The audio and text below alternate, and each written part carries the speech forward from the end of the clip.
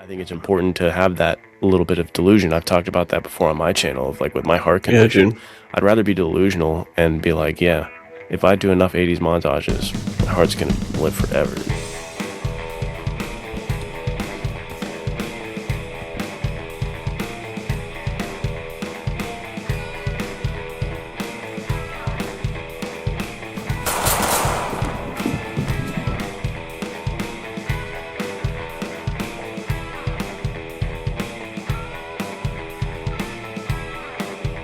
Welcome into the Men's Adventure Fiction Podcast, everybody.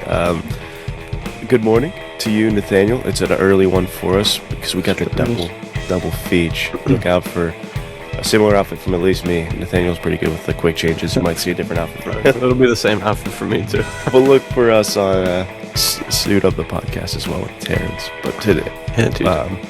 And did you want to say look something? for me after that on the Dale Hurst podcast? Dude, this guy showing up I know. everywhere. The old triple P podcast.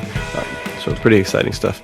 It'll be fun. I think we're talking about westerns. No spoilers. Westerns, Yeah. classic, dude. You could, Classic I mean, you could talk about westerns for years, as we discovered during our western Yeah, month. dude. There's so much to it, and every time I write a western or look into it, because I'm doing that double situation with Jeff, it's like, dude, the Super genre is excited. so expansive, and there's so much to it, and it's so fun for me to explore the avenues of westerns that I hadn't thought of myself earlier. Right. Like mine being a heist story. It's like there definitely were heist westerns. It's just something I Yeah, haven't dude. explored too much. So it's cool. And I'm excited to hear that podcast, you talking about it, because you've opened up the treasure hunting western in my mind as well with your short Yeah. film. So Thanks, I man. like I that. appreciate that.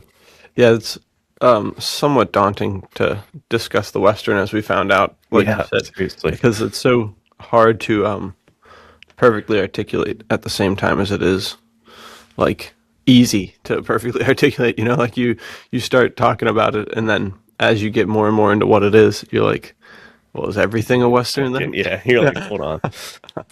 It really is that way, dude. You think in your head, easy peasy, dude. I know what a western is, obviously. And then, like you Right. said, once the task was on us to like write westerns, talk about westerns, it was like, hold on. Now I'm confused. It's kind of like noir. It's like, whereas the lines are so blurred now. What is Right, a dude. western? What's a frontier story? What's just historical fiction? I'm lost. I don't know. I agree. But tune into that one. And also, I'm very excited about this one we have coming up with our boy Terrence on Suit Up. It'll be a good Yes. one. I don't want to give away too much information, but it for sure has to do with his upcoming release, the release of Thorn, which I'm very excited about. A great book. Yeah, dude.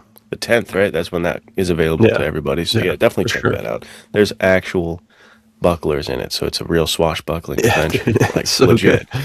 good. Yeah, it's fantastic. What are we doing today, though, Mr. Nathaniel? What are We've got some going on. We've got some questions for a little bit of Q&A. When we'll kind of just jump off of these and talk on them, because they've got some really good questions that deserve more than just kind of quick firing through them. Yeah. So we can get rocking and rolling. The first one is a really hefty one from Jared Jenkins, and that is, what do you guys think would make a really good literary double feature? And he said, for example, King Solomon's Mines and The Heart of Darkness. So, Nice. I mean, I don't think this is my answer, but these four would be really pretty solid. Yeah, seriously. Which is, we didn't talk about it yet. Odyssey of Fire. It's out now. Check that bad boy out. And then, truly, with that would be Crime is My Caper. Those two guys Dude, together. this would make a great double feature since it's Yeah. both the young version of our characters. I love Right. it. It's the old, especially, I feel like both of them do a good job of kind of highlighting like the angst of being a young man trying to figure out what it is to become a man. Yeah. And then both of them kind of like bungling through slash super well handling a lot of things that no one else could handle. It's like a very interesting double feature to read. But yeah, I think those two would just be kind of like the throwaway. These are a great double feature. But I'm interested. What about you? What you got? Well, I have many ideas swirling, but I think what I want to do, even though I feel like I reference this too much on this podcast, but the Contender and the Professional, I feel like would make a sweet Very cool. double feature, where, as Jeff Pintabona put it, like they're in conversation with each other almost, because I don't think thematically or anything like that they align too heavily. I think they're Mm-hmm. actually saying something a bit different and maybe antithetical to each other. But I think when you Interesting. read them back to back, it almost like can recontextualize the professional when you read the contender, and you can kind of rework some of the ending. Not to spoil anything, but like if you rework, you can read contender and learn what is unshakable and what is not able to be taken away, i.e., the professional title, where it's like, Yeah. what are we outside of the professional? Like, with a profession, who are we outside of our work? I think the contender kind of deepens and layers the professional in a way. So I think those two boxing stories together work together because they're both boxing stories, but I think they really can shape a bigger worldview than either offers. Yeah. Because one obviously is like an idealistic young adult novel that's giving you sort of a moral tale, and then one's like a not grim, but like a literary fiction. Hemingway gave the Right. front quote to it. It's like a very this is life kind of story, and I Right. think Right. together they give you a nice rounder picture. That's my Yeah. thought. What about you, my friend? Well, that's super cool. And to touch on that, really, I think we talked about that in one of the first episodes, the first three episodes, the idea of like your identity is not locked in just your career, and Yeah, if you're, because that's a big thing that happens with a lot of men is like they retire and they hate their lives, yeah, because their identity was whatever they did for 20, 30 years. And I think that that's the same sort of thing. If you have a job that's kind of like a dead end job or not really leading where you want to go, it's so easy to become like locked into that as your identity. Like, oh, I'm not just a person who's like struggling to find work. Oh, I'm a person who can't is a dead end person, because my right. job says that about me. So yeah, that's cool to think of one book kind of like coming in and redeeming or rescuing the other book and like sort of working in tandem to give a kind of like stout picture of how difficult life is, but then also coming on the back end and being like, but there is still hope, So that's Right. cool. I'll have to, Antidote to each other. yeah, I'll have to read them that way because I haven't read either one of them. But yeah, very good stuff. This is a tough one, dude. My first thought would be obviously we got to go Chester Drum and Yeah. Shell Scott because they're the two boys, and Right. that one's cool Yep. because you could literally just read in tandem. And I've been thinking about doing it. I just restarted I've been reading through the Chester Drum books for the past like I don't know 6 to 8 months or so, and there's 19 of them, and I've been wanting to really kind of like slow that down because they go by too quick. So I restarted the Shel Scott books, and I'm already probably at book 4 or 5. But I was thinking once I get to 9 or so of those, because I think I'm at book 9 of Chester Drum, I'm going to start doing tit for tat, read one Shel There Scott, you go. read Yeah. one Chester Drum, and kind of take them out through. But you could literally, if you've never read either of those guys before, you could read them both in that way till you get to Double in Trouble, and then read Double in Trouble together. So that is like literally a perfect one for the working off of each other, a literary double feature, because you have like 5 or 6 or 7 literary double features back to back. In my mind, that would be kind of the perfect literary double feature because they're both kind of hard boiled, both pretty funny, and both actually have a lot of weight to them still. But this one, I don't even know if it is literary because they're both comic books. But I'm gonna have to go with Carver, and then it's over here somewhere. The Mercenary Sea. Both of those Oh yeah. are almost like they're honestly almost like parallel stories in the sense of I think both of them take place in the 1920s because Jack Harper from Mercenary Sea. He was at one point a gangster who was running booze and stuff over America, and because of that, he's now an expat. So he's out there in the South Seas, south of Suez, east of Borneo, wherever he is. He's out there in his submarine, traveling, moving around. Super cool character. So he's doing that in the 1920s, and then Carver's over there in Paris just as a soldier of fortune, wandering around doing all sorts of stuff. After he kind of has the what's his name from the Tristan from I can't remember the name of the book. Legends of the Legends Fall. of the Tristan yeah, Ludlow. yeah. Yeah. Or Brandon Sklenar, Spencer Dutton character, where he goes through such a tough time in World War I that he just has to go bumming around and become Right. an adventurer, wanderer. And both of them, dude, they're two of the most like studly masculine comic books you'll ever read. I guess they're both graphic novels technically, and they're both fantastic. They're both kind of guys that you're like, man, it would be cool to grow up and be a stud like this, aside from all the trauma, you know. They're both Right. like just freaking studly. They're ready for any situation. They're both quick with a gun, quick with a knife, quick with their fists. It's one of those things that we talk about all the time with the Veritas writers is these guys are timeless characters that you think like, man, this could be a 1920s pulp or could be written today. But both of them are just so, I don't know, quintessential men's adventure fiction in my mind. So Mercenary Sea and Carver would be my literary double feature, even though it's comics. Yeah, dude, I like that. And I mean, that idea of comics itself is something that I want to be more open to because you taught me about that character, Rip Kirby, right? Kirby, baby. Dude, Yeah, dude. incredible. Like there's a whole world out there of characters that and types of stories that I've not Yeah. experienced yet because I haven't gotten into a whole lot of like animes or comics, you know what I mean? So there's a whole Yeah, dude. It's world. And then tough. once you conquer those worlds and we do get to the age where we're retired in the future, imagine getting into video games. There's like whole new worlds out there. Yeah, There's dude. a men's adventure fiction is everywhere. And Yeah. it's cool to see it in different formats because I've seen yeah, some incredible looking comics. I read a Zorro comic that was like a modern Zorro Yeah, dude. That's last sick. summer. It's too sick. Like he going up against the cartel and stuff. That's Fantastic stuff. fantastic. Yeah, that's amazing. So I really like your pick, and I like that they're both in the same medium because I think something I want to do this year definitely is switch up the medium more often. You know, watch an Yeah. anime, watch like a video game. I guess the walkthrough, like you sent me for, Yeah, you dude. can do that Yeah, for for sure. Uncharted and stuff. Yeah. It's Yeah, gotta open the mind. I'm right there with you, dude.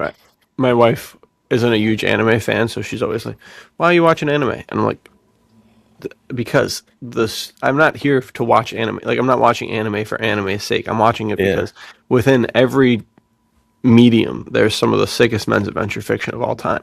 So here's a quick literary anime doubleheader would be Cowboy Bebop, and then you could watch Lupin the Third, which there's like 5 different series of that. Yeah. Because both of those guys, Lupin was a huge inspiration for Spike, dude. So it's stuff like that. Like, I mean, to your point, man, how many comic series do we not know about that are the I ultimate? know. You know, like it's so cool to see those. I mean, even another comic one would be Rip Kirby and Steve Canyon, which we talked about the first time we talked Yeah, about Rip Steve Kirby. Canyon looking sick over Both, there with his flight yeah, jacket. both sick comic book men's adventure fiction guys who both smoke pipes, dude. It's so cool. So yeah, fantastic stuff. That's a really good point about the medium. There's too much to do. Um, Yeah, dude, my friend Jim was telling me about Golgo 13. Have you heard of this oh guy? yeah, dude. That Yeah, also looks he's sick. sick, dude. So, like, I think he's very much like a Bond kind of like, I don't know what the term is, spin-off sort of mhm. character. But he leans more into kind of the not a good guy Bond, where he's very much Okay, like, more of a Parker dude. yeah, exactly. Yeah, But an international assassin. I think I watched 1 or 2 episodes of that. It's pretty intense, dude. But nice. yeah, super super sick. Um, There's a lot of cool stuff out there. We're just gotta keep our yeah, eyes. dude.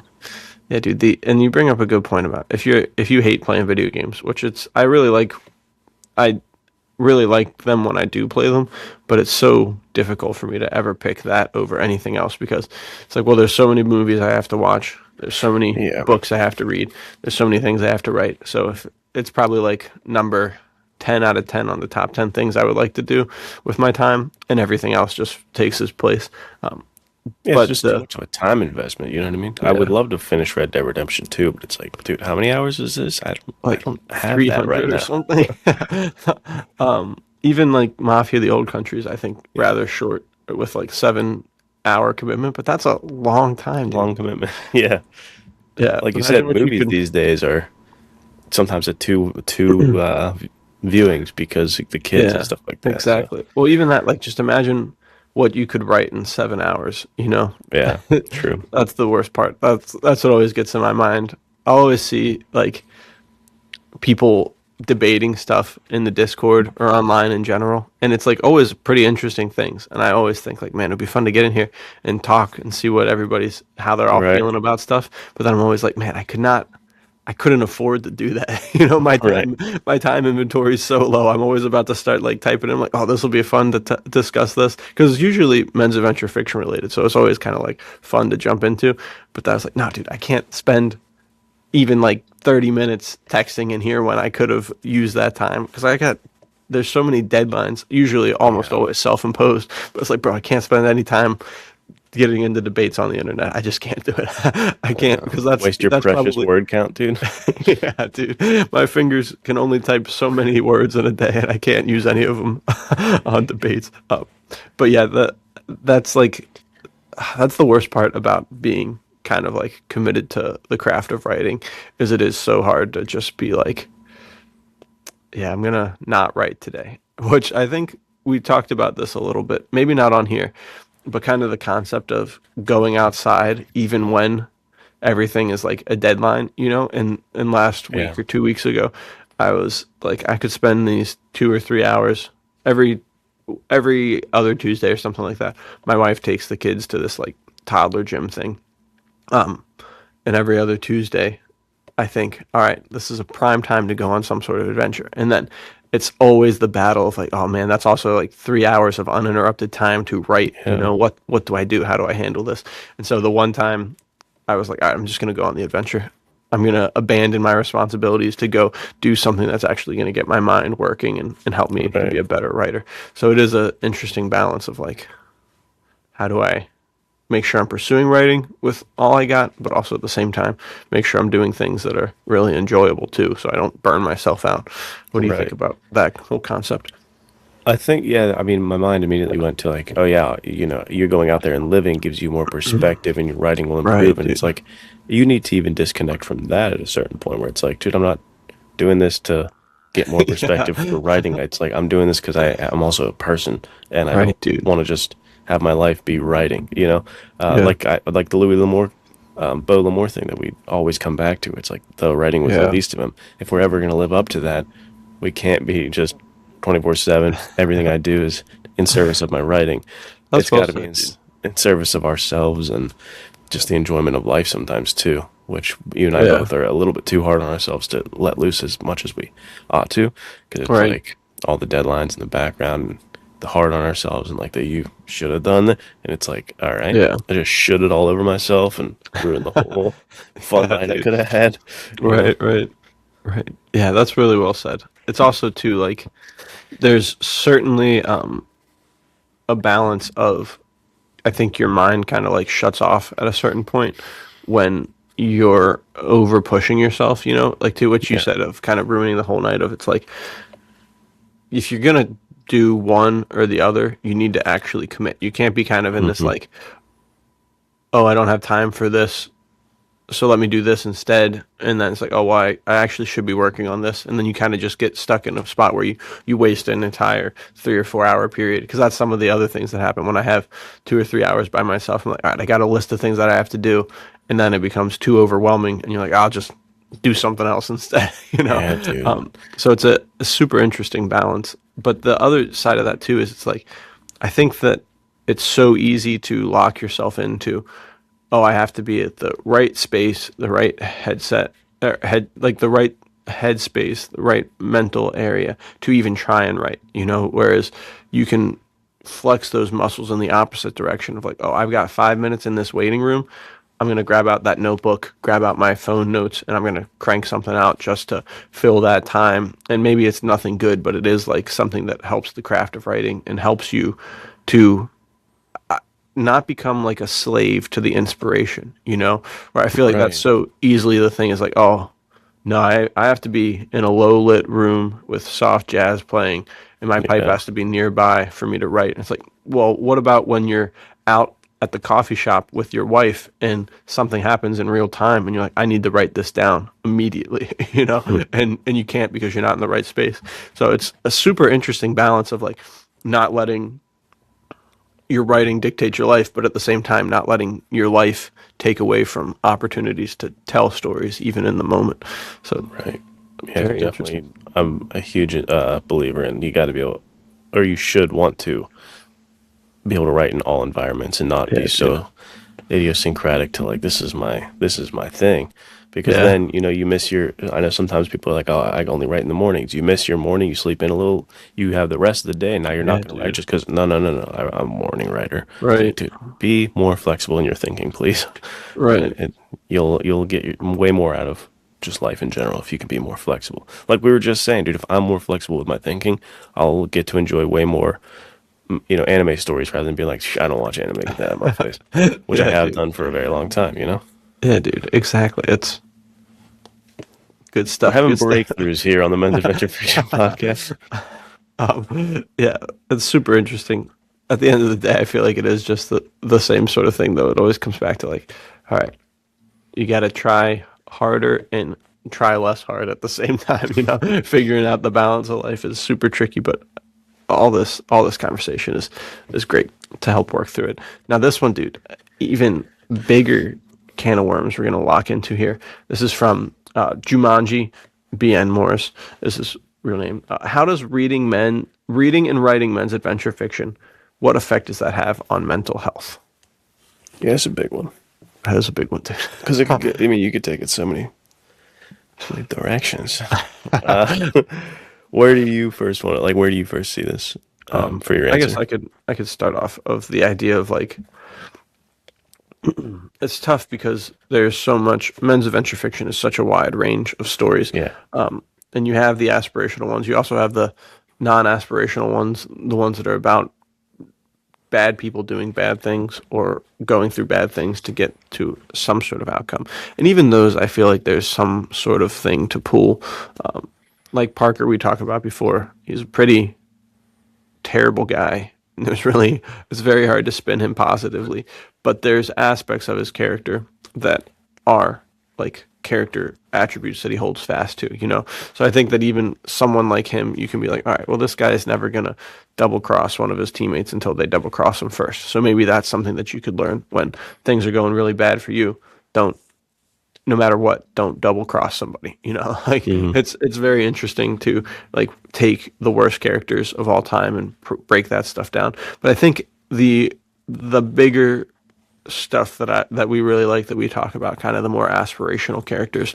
I think it in a world that is very antagonistic to most everything, I think it frees you to enjoy being a man and to strive to be a better man when you read these books. And that's either by, oh, well, this guy was able to get out of this situation by knowing how to fight. I need to go take some sort of fighting class to train myself. Or this guy is super quick witted. I need to figure out what he says and how he says it and practice that in my own daily life. I think it also just shows you characters who are going up against unimaginable odds, and that can kind of shine a new light on the unimaginable odds that you find yourself in. It's like, okay, well, yeah, if Noah Redford was able to make it across the ocean and through all of this stuff, maybe I can make it through my rent being late or whatever, fill in the blank, whatever it is. right. It's stuff that just, I feel like, gives you something to, on one hand, put stuff into context of like, okay, well, I could actually be in a worse spot than I am now, Right.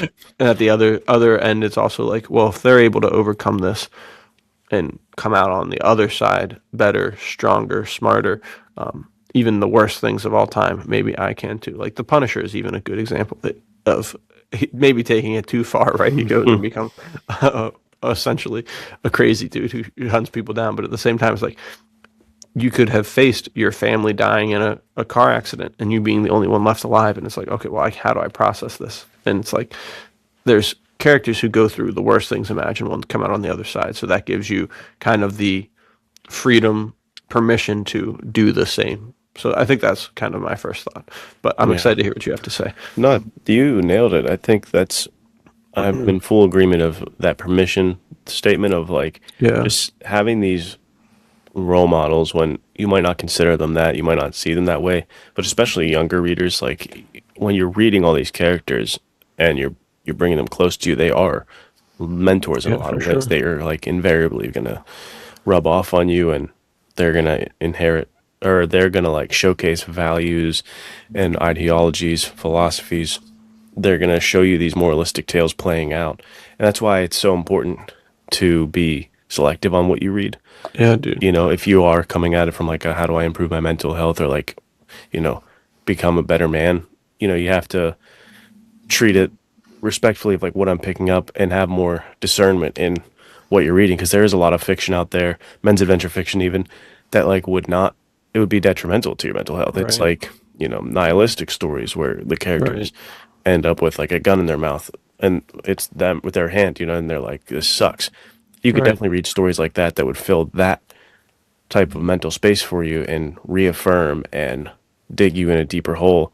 But what I like about what we get, like you said, what we get into is like the more aspirational, the more pulpy, like uplifting version of this is, yeah, it's not as realistic, but that is the entire point of it. It's like, Yeah, I dude. want something better to strive for. I like to believe. I like hope.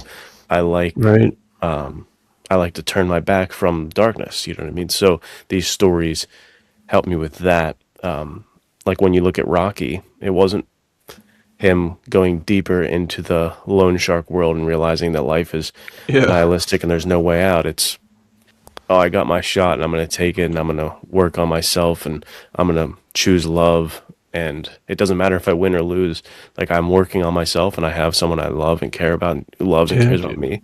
Life is set. Like, that was so aspirational and inspirational because, yeah, at the end of the day, might not win whatever fight you're fighting. Yeah. But as long as you have those internal aspects together and you have people who care about you, that's all that mattered to him. He could care less if he won or lost that fight at the end there. Right, dude. So I think it's important to choose wisely, and then when you do, you can really be choosing fantastic role models and scaffolding to pull yourself up into just a better version of you. And that's why I switched from the type of writing I was doing to Hmm. writing Noah Redford. It's like, yeah, Noah Redford, probably not very realistic, especially Fire in the Tall Grass. Like, come on, Right. like giant snake in that thing. That's not Yeah. real. But Super sick. for my son to just read Frozen Wrath and Retaliation Mountain and stuff like that, if I left it there, he would Hmm. he would get a sense of like, oh yeah, good men are there, but it seems like they don't make a whole lot of a difference. Does it matter if I'm a good man or not? It's like, Yeah, dude. that might be the closer to the truth of the world or something like that, but if everyone believed that, then that's going to stay true. If you have to believe in the change and be the change, like Gandhi said, right? If you want to Right. have change. So I think it's I think it's important to have that little bit of delusion. I've talked about that before on my channel of like with my heart Yeah, condition. dude. I'd rather be delusional and be like, yeah, if I do enough 80s montages, my heart's going to live forever. It's like, Right, dude. that's going to help me more than if I'm like, yeah, I guess I have a heart condition, I'm going to die. And then you see me drinking alcohol and smoking, and I'm like, what does it matter? That's not Right. the direction I want to go. So I feel like I made my Yeah. point, and now I'm just circling, but I'll leave it there. No, I think that's really great.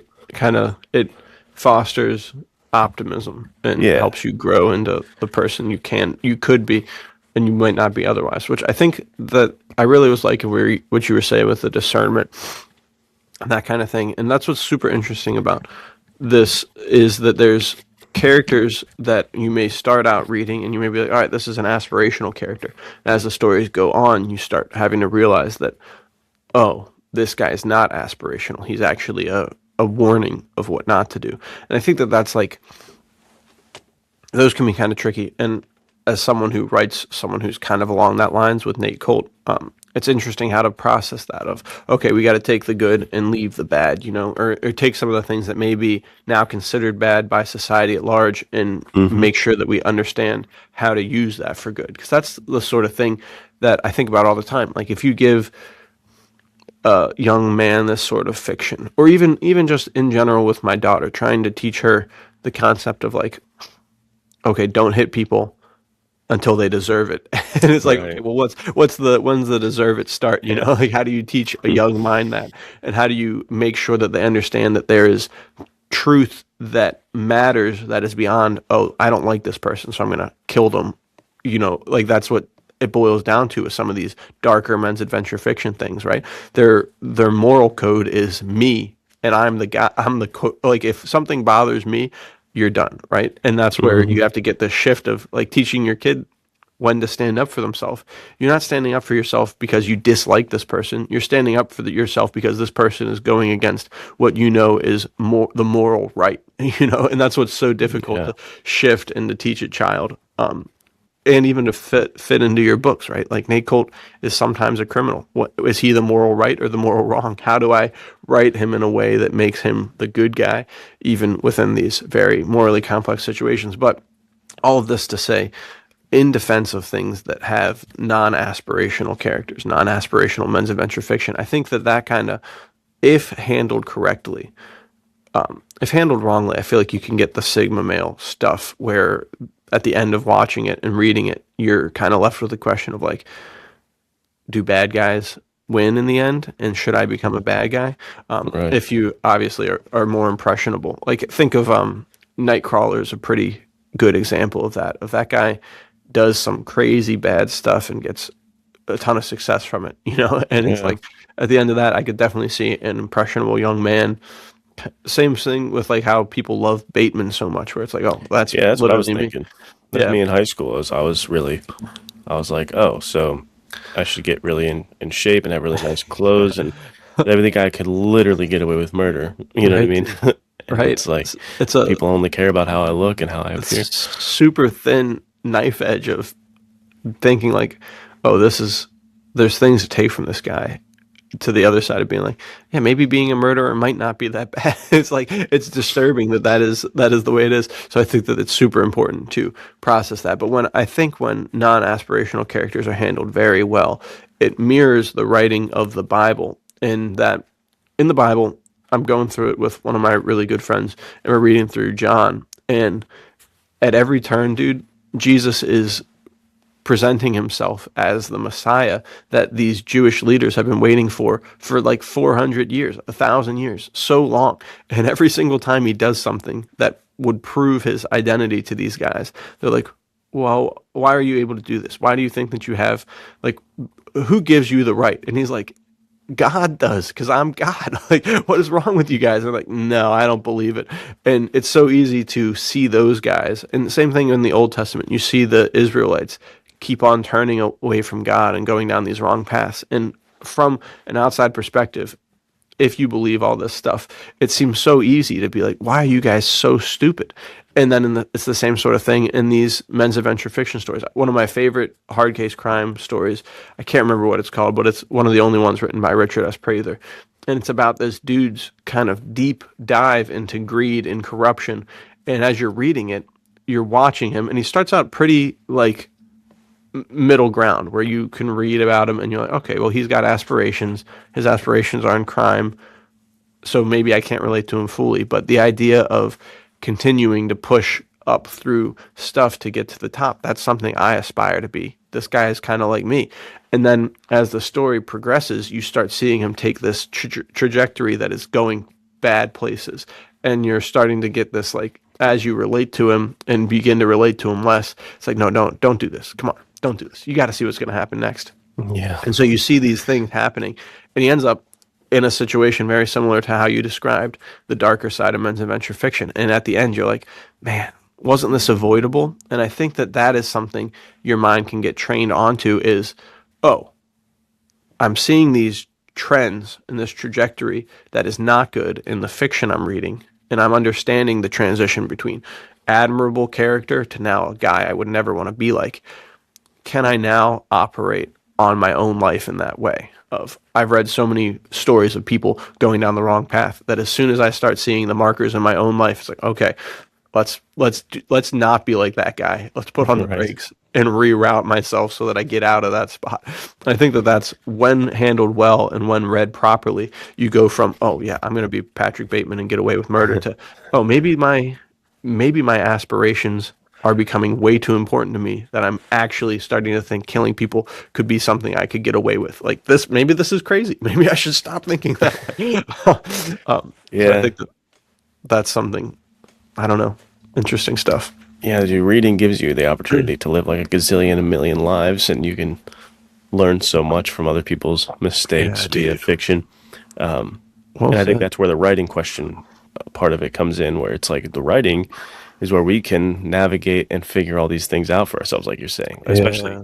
when you have your mainstay player, Nate Cold or Noah Right. Redford. It's like I can try to determine for me, what does being a good man look like then? Right, dude. What do I do? And I can explore. Like I said, I wanted to look at the young man. I want to look at him as he faces death. I want to put him in fun adventures. Like I want Yeah. to, so I can explore myself these questions. And when you put it on the page and when you're the writer, and this is why I think everybody should write, whether they Hmm. want to be a published author or not, is it helps you, you know, kind of get to where you are. Like it helps you orient yourself to your beliefs and your Yeah, dude. values, and having a clearer sense of those things will help you operate more efficiently in life.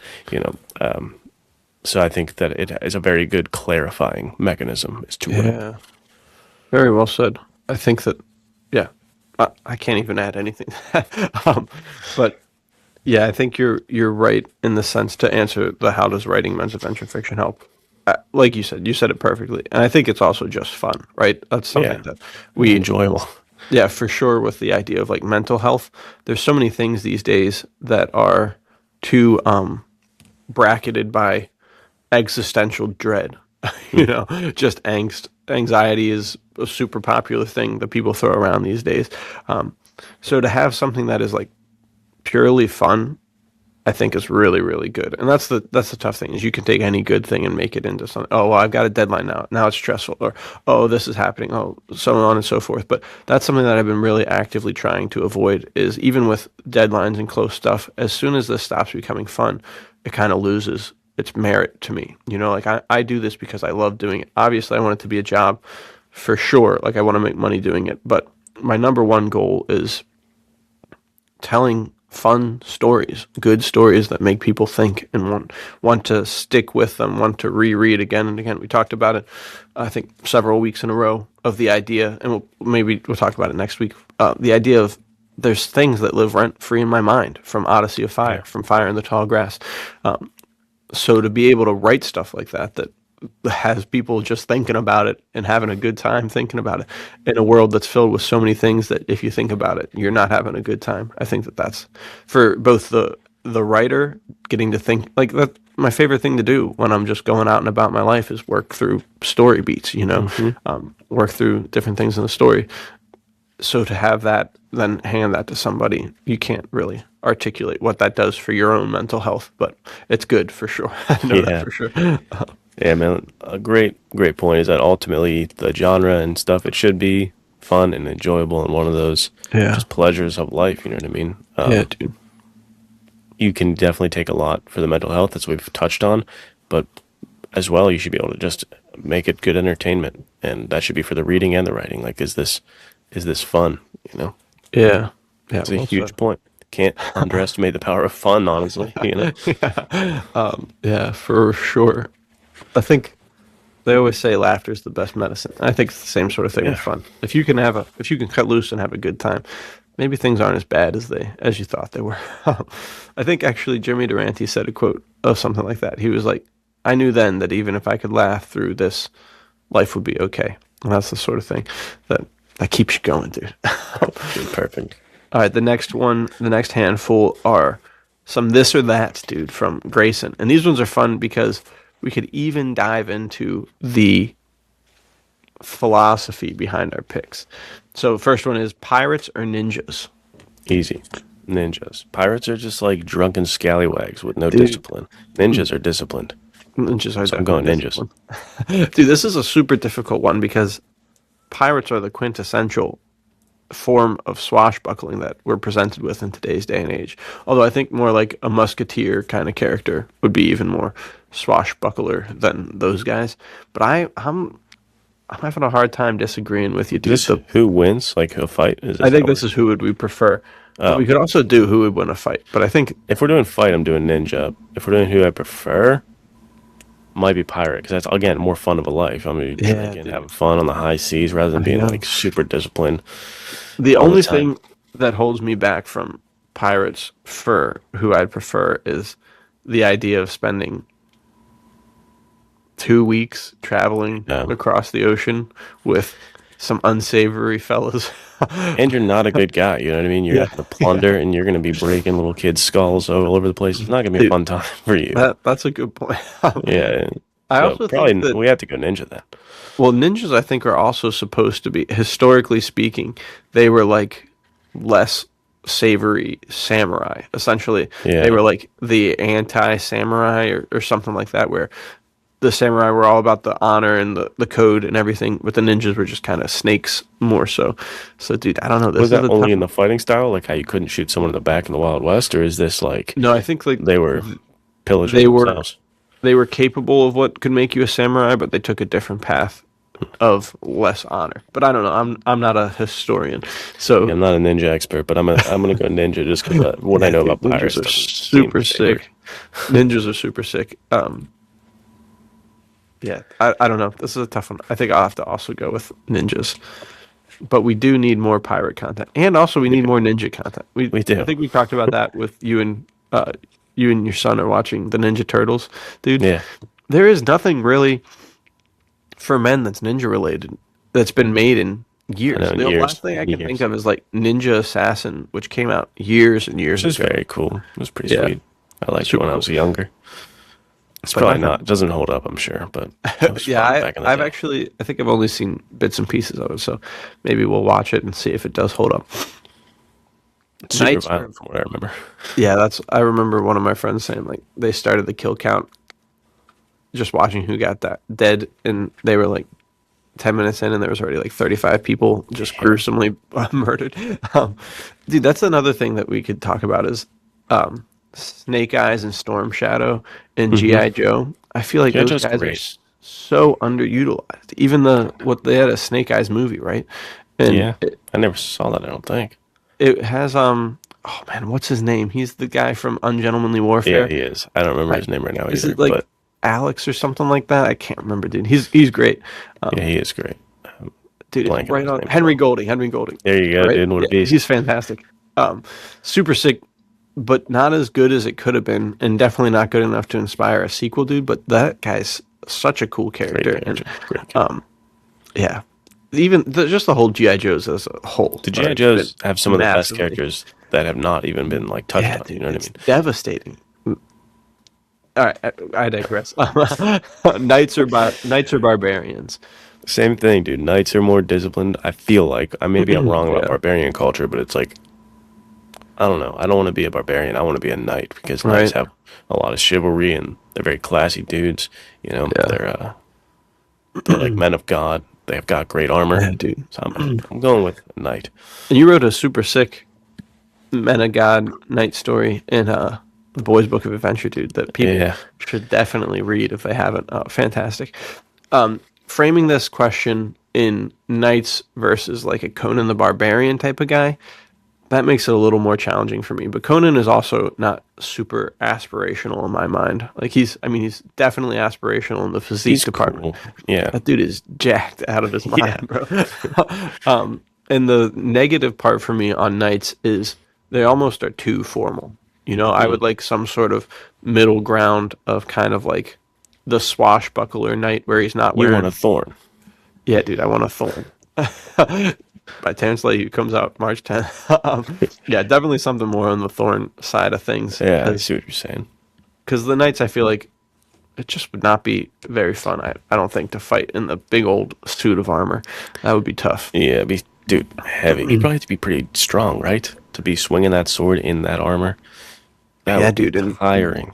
and that's one of the negative aspects of the men's adventure fiction Discord is these guys know too much and they've spoiled so much history for me. Is that apparently the sword was like a pistol sidearm kind of thing, and usually you'd have some sort of like axe or spear or a halyard or something like that that would be your main weapon that you'd Interesting. actually fight with, which is devastating news, dude. To find out that they weren't actually like sword Yeah, fighting the as sword much. fighting all the time. Yeah, That's terrible to find out. very sad. But I still believe that they might be wrong, and it actually was Yeah, primarily sword. Or I I'm going to choose choose to to believe that. Yeah, ignore history. I don't care yeah. about that stuff. Get history out of here. So yeah, definitely. I don't know, dude. If that's the other thing too, is the barbarian phrase was thrown around by the people who were in charge So who knows what that actually meant back then? Like, were the barbarians just regular dudes who didn't have armor, and that's what made them barbarians? Yeah, man, I don't know anything about the barbarians, but they Me sound neither. unsavory. They sound barbarous. Yeah. I'll also go knights, but we're gonna lean the knights a little more towards the thorn side as opposed to just the old other guys. All right, soldiers or mercenaries? I guess it depends the background of the mercenary, but isn't a mercenary just an experienced soldier who now does this on his own terms? So you're Yeah, I kind of think like a so. solo, not solo, but like you're more Right. independent contractor version. I'm going that then because I have a little more freedom. I don't have to wake up at your Yeah, call for time. I sure, don't have to dude. shave my face. I don't have to. For Don't tell me what to sure. do. I'm a mercenary. I should definitely go mercenary. Yeah, 100% mercenary. It's so interesting to the point of if a war movie follows soldiers, I'm significantly less interested than if it were to follow like CIA operative mercenary kind of Yeah, guys. It's just a totally different game. It's a game changer for me. completely different movie Yeah. entirely. I Yeah, don't. It's so interesting that, like you said, aren't they just more experienced soldiers? And I think that that's true. But I mean, like Zach James' modern Merc thrillers, those are so good. If they had been about actual like people in their military experience, it would be harder for me to have gotten into them. I would have still because they're so well written. But I right, think that it is like, dude, the modern Merc thing. As soon as I read that, I'm fired up. Like that. That just right. the title alone, Modern Mercenaries. What? Yeah, That's so it's sick. pretty sick. Yeah, and that is a subgenre that he's the king of, and there's not as enough of is the modern Yeah, mercenary. You dude. know what I mean? Dude. It's a great concept, and definitely going mercenary 10 out of 10 times simply because of the Yeah. freedom. Kind of like you said, like the too formal version of a knight. When you're a Right. soldier, you have to be kind of boxed in a lot of Right. ways. And there's also so much s- you can't court martial a mercenary, right? So I'm they're not sure. very much you said you're not sure. I don't know about that. I don't I know. think you just get fired. I don't think you can get Yeah, because being court martial is the same as like having a felony, right? So it's one of the worst things that could happen to you. So even if you have the same story with a soldier versus a mercenary, the soldier, even if he knows he's doing the wrong thing, can't go against orders on the threat of getting court-martialed. Whereas the mercenary can be like, no, I quit, and then he fights the guys and saves the day. hmm, So definitely mercenary, and the mercenary also opens up the whole vast range of the French Foreign Legion because technically all those dudes were mercenaries. there you go, dude. Pretty Easy sick stuff. victory for the mercenaries. Yeah. All right. Planes or ships? I I'll answer first with saying ships for me because I feel like there's a larger scope that I can play Yeah. with. It's a bigger playground, Yeah. and a plane is pretty like you're pretty narrowed in your focus, right?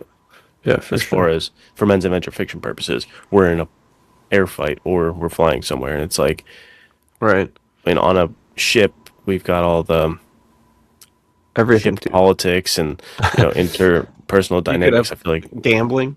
yeah, you can have anything you want. The world opens up in the Yeah, ship dude. when it really closes and gets tight, which can work for certain types of stories. An enclosed, claustrophobic type thriller in a plane, fantastic Right. stuff. Right.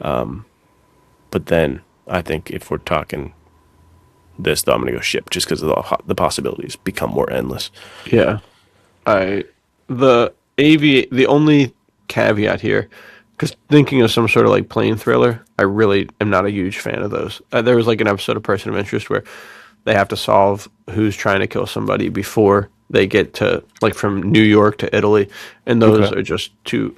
They're good for sure, but there's just too many rules now on a plane that it's not even really engaging. And you also have the added threat of if somebody shoots a gun on a plane, it's Hmm. going to depressurize the whole cabin and everyone's going to die. Like it's just too tense, I think. And I agree, but the aviation pulp sort of thing, like Mitch Mayhew, Yeah. Mitch Faraday from Honor Among Rogues, those are super sick. But that's what I think the thing that I like about those is the marriage of, oh, I got to get out of my plane and go fight somebody as well. If it was just like exclusively in the plane the whole time, I think it would be a little harder for me to get fully invested behind. So I'm also with you on ships, dude. Just even thinking alone of season one of 1923, dude, there's a sword fight on the ship. Like Hmm. that was so Yeah. sick. You can do anything on a ship. Thinking of Captain America Winter Soldier, that whole sequence, in the Fantastic. beginning when he's climbing all over the ship and they're figuring that The stuff out. fight against GSP, very cool. Yeah, dude, sickest stuff of all time. So the ship for sure. I mean, Ponga Jim is my boy, and I like him over Turk Madden. And Ponga's on the ship and Turk's in the plane. So the ship Right. can't beat a ship story, dude. Can't It's so be a ship sick. story. So sick. And that's what's really cool too is for a long time, ship was the way to go. So wherever your trajectory of the story was going, like an Odyssey of Fire, if he's going across the ocean, dude, it's 1916. They're not taking planes over there. I think the Yeah. first transatlantic flight that was like a passenger thing happened in 1922 or something like that. So you're 6 years This early. history. Yeah. Well, I actually know that because I've been doing some research for Oh, right. You have Salvatore a story Cordolino, yourself. dude. Yeah. Well, dude, also, your story, Crime is My Caper, has some sick ship stuff going on, even in the Yeah, modern dude. day. So this ship Thanks, bro. remains undefeated, dude. And The the ship best remains sequence undefeated. in the whole book might be on a ship, in my opinion. Thanks, man. I appreciate that. This is a little off topic. We were watching something yesterday or 2 days ago. I think it was Night Agent. The new season of Night Agent came out. Really How good. is it? It was super sick. It's still it gets a little too like political thriller for me sometimes, but it had some of the craziest fight scenes in episode 2 or the last episode and the second to last episode. So Very check cool. those out. If you could just watch both of those episodes with no context, you would have no idea what's going on, but the Right, fight just scenes would be who worth cares? it. But there was a scene where someone went up an elevator, and Caroline was like, "Go to the floor above or below." They'd never expect that, and I looked over and I was like, "You're gonna love Crime Is My Caper," because there's the scene where they're going up and down the elevator nonstop, which I think is maybe one of my favorite things I ever wrote. It's just like hilarious because it's super tense, but there's so Super many fun. like goofy stuff going on. So yeah, Anything with thank you. him and Butch, too. It's Yeah, just fun yeah, and Butch is great. hilarious. All right, next one, dude. This one fits right into what we were talking about with Crime Is My Caper and Odyssey of Fire of jungle adventure or high seas adventure. That's a tough one. I think I'm going to go Jungle Adventure, though, I think you because, got right here. yeah, Fire in the tall grass. everything we answered about the ship versus the plane, you can answer for this too. It's like the jungle Yeah, has more I agree. opportunity because I can go into any kind of hut or castle. I can find anything. I can go underground. I can do a lot more than on the ship. It's a ship. Like we're gonna be on the ship, Right, we're gonna run out of space. yeah, we're gonna run out of opportunities in space. So I think same reason I'm gonna go jungle, and yeah, to me it is the epitome of men's adventure fiction. That's why the first Noah Redford I made is like the jungle thriller because to me when I Dude. think of the genre, that's just what I picture. It's just Indiana Jones type stuff, Uncharted, where you just wow, there's greenery Right, everywhere and rock faces, and right. I just need that environment. It's a target-rich environment for my writing if I'm in the jungle. Yeah, dude, I agree. It's interesting though because these ones kind of seem to be one and the same in my mind in a lot of ways. Because I feel like if you're on the high seas, you're eventually going to end up at the jungle. Like Or anywhere else, though. You're right. You can yeah, port somewhere else. that's true. But when I think high seas, I'm always thinking piracy or the East Indies, as they were once called, or Yeah. finding the New World and all of those. Well, the New World obviously is not jungles, but I feel like, or I guess part of it was, all of that lines up more with like high seas for me is Ponga Jim, and he was always in Indonesia. So in my mind, it's like Yeah, there's some Crime is elements My with each other. Caper. Yeah, Crime is My Caper. You're like, there's a lot of boat stuff in Crime is My Caper, but that also is primarily a jungle adventure because I feel like he's in Indonesia. So it's hard for me to kind of separate the two of like most of the time. And maybe it's just from reading so much Louis L'Amour, where he's always talking about and everything in the volume 4 of the short stories. It's like the yandering stuff. It's almost always, yeah, I went on a freighter ship and ended up in Indonesia. So it's always like you take the high seas to get to the tropics. I don't know what to tell you. I'm sorry, I don't make the rules. So in my mind, they're one and the same. But yeah, I don't know, dude. There's just the that's the problem that I have with pirates that we get back to. Is like, man, just being on the high seas for a long time is it's like I guess it's anti claustrophobia, but the thought of just like, man, if this thing stops going, I'm cooked. I'm like 5,000 miles from anywhere this way, 5,000 miles from anywhere this way, Yeah, 5,000 I think miles down, dude. It's over. it's probably got to be very similar to claustrophobic because you are just like Yeah. stuck in the world. Yeah, You know, dude. you're just stuck out in the vastness of everything. That's got it. I think I could easily see my mind exploding and going insane on Yeah. a ship like that. You know what I mean? Right. On a ship, or that even happens to people who live in Hawaii because you can only Yeah. go, you can like walk from the island if you really, really wanted to, and you would get stressed out eventually, Yeah, sooner or dude. later. So yeah, definitely got to go jungle. But good question. Yeah, great question. This is the last one on the this or that. Horseback or car? Now this one's tough, dude. Yeah, because it's like, what context are we answering this? Because me, I'm Yeah. gonna be driving my car. I'm not that good at horseback. I'm not about to get kicked off the horse. Right. But if we're talking in adventure stories, I, although I'm gonna be doing more with car races, I think I'm more like used to a horse race, and that can be more adventure esque. So I Yeah. think I'm gonna go horse race for now. Yeah, Let's go dude, that's a horse. tough one. It's interesting too because it changes everything. I remember big fan of Bonanza growing up, and I would always watch it. And the closest town would be by horseback, like 4 or 5 hours away. So that really changes things because that would probably have been like an hour at most away by car. Yeah, If there were ripping roads. my car. Yeah. So that's the tough thing. I do love though. One of my favorite things of all time is the Indiana Jones or Nathan Drake riding on a horse to overtake a car, which Yeah, is dude. obviously impossible, but it's the sickest thing of all time. And then they go from the horse to the car and fight everybody on the convoy missions, dude. Super sick. One of my favorite things of all time. So I don't know, man. I think a lot about, and let's take this out of the men's adventure sense of fiction and men's adventure of real life. It would be really cool to get good at like horseback camping because there was a lot of things in Colorado that it was a 8, 9, 10 mile hike, and you could do it, but you would have to be slowed down a little bit. And how much more fun would it be to take a horse up there into Yeah, the man. trees and figure that out? Love that. Yeah, so It I is all think, about, it is a skill you have to learn, yeah, and dude. that we're sorely lacking in right now, but it can be solved and rectified because I think of Noah Redford, dude, in the opposite position. The man tried to get where he needed to go, got in the Yeah, car and dude. was like, I've I never don't know been how in to this do thing. I don't this. know what I'm doing. So he hops out. That And was it's like that's a great piece there that you added. That was so good. I loved that part. because dude, flip the rules. That's me on a horse. Just to get on and be like, Yeah. move, you know, to go. You I go, feel let's like never knowing how to drive a car versus never knowing how to ride a horse, I think you'd probably be able to figure out how to ride a horse better than a car, yeah, you maybe. could definitely because it's an animal that's like listening. It'll Yeah, probably get yeah. what you're getting, even if you're not Or kill communicating you. well. Yeah, or fuck you off and murder you. One of those Oh, two things is going to happen. yeah. You have a better chance of getting the horse to understand you rather than the car be like, Right. I'll go now because If you you don't even know how to put the key in, it's over. You can't even right. start the bad boy. Dude, this is a good one. I think horse though is more exciting. Yeah. Although car chases, dude, are so sick. It's Let's tough. just wait for Dwayne, all right?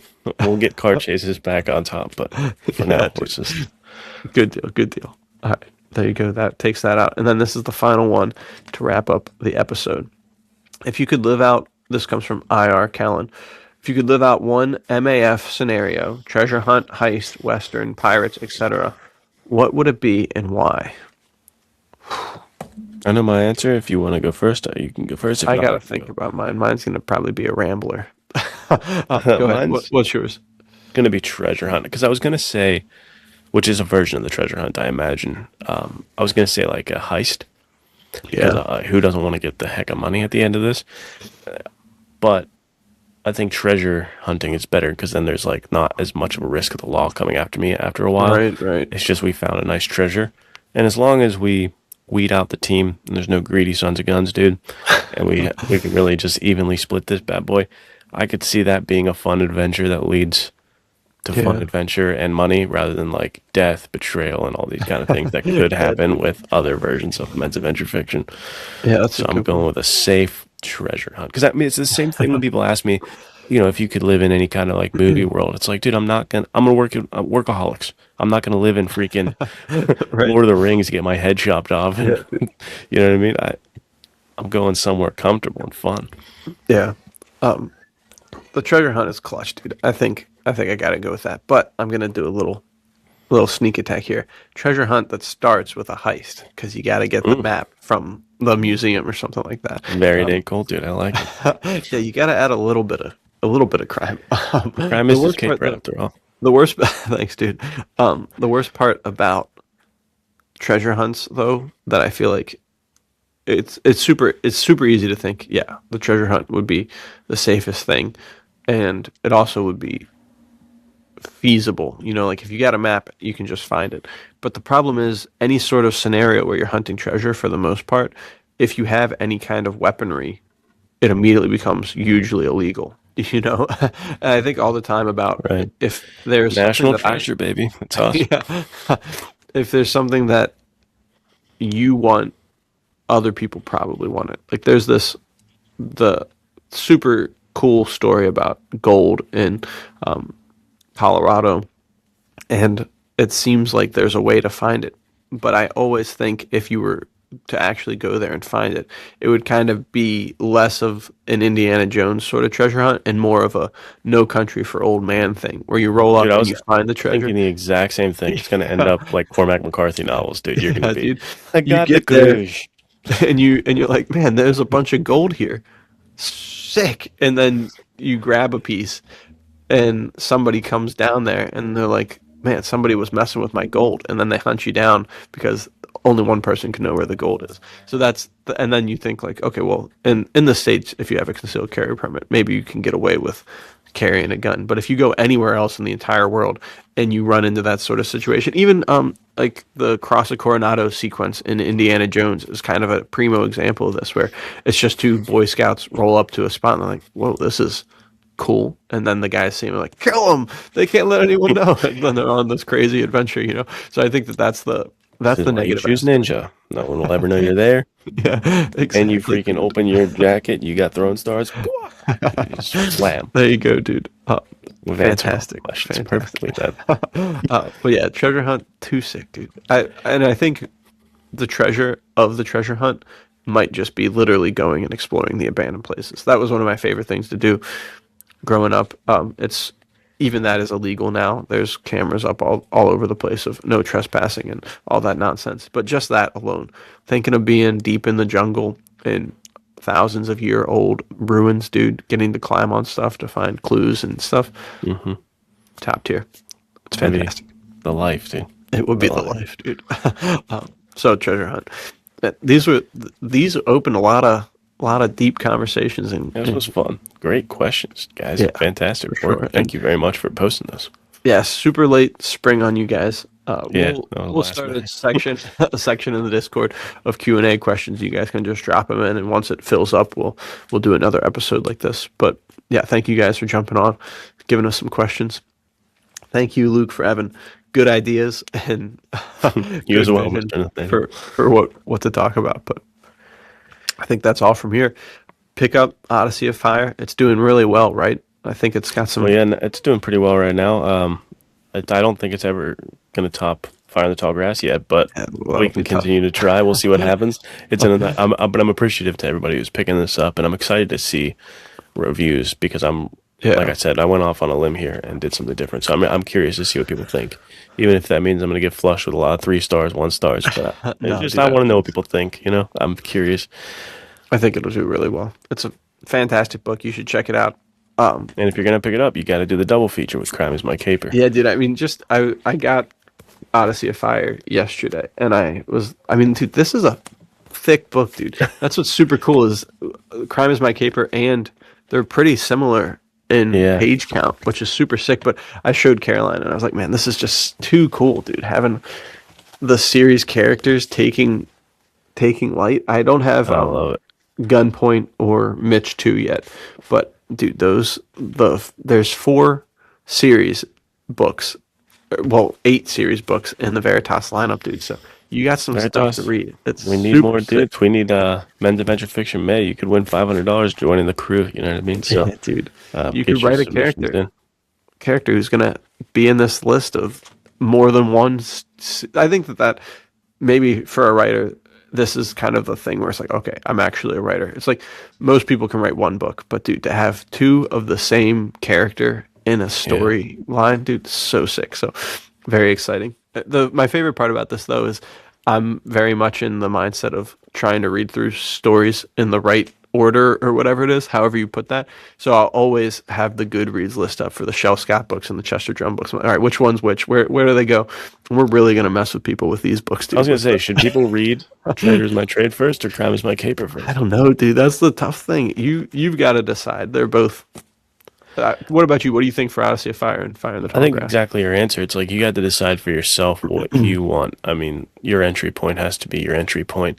I think the most important is like what resonates with you at the time to get into the character, because then you kind Yeah, of sink your teeth into him, and then you'll be cool to join him at any time. yeah, I agree.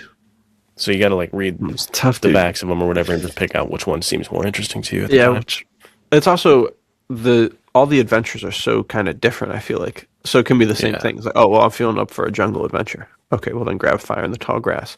The other one's like, right. oh man, I really love reading the Yondering stories by Louis L'Amour. No one else is writing stuff like that. Grab Odyssey of Fire, brother. Someone else is writing stuff like that. So it really depends on what you're looking for, too. But I'm excited to just continue to fill out this whole thing and see the table for Pulp Fest. Just gets me fired I up, dude. know, It dude. makes me Fall Fest is too gonna be excited. fantastic. Make sure to join us there. What, Yeah, for last week sure. of Yeah, July? last week of July, first few days of August. So we'll Heck be yeah, there. guys. We'll be going out and doing fun stuff afterwards. We're actually showing some films at Pulp Fest. Yeah, So yo. super exciting. But other than that, that's all we got for you. Thank you guys for checking out the Men's Adventure Fiction podcast. Like, subscribe, share with your friends. The world needs more fun stories, dude. To keep Absolutely. carrying. So, All right, guys. Take care.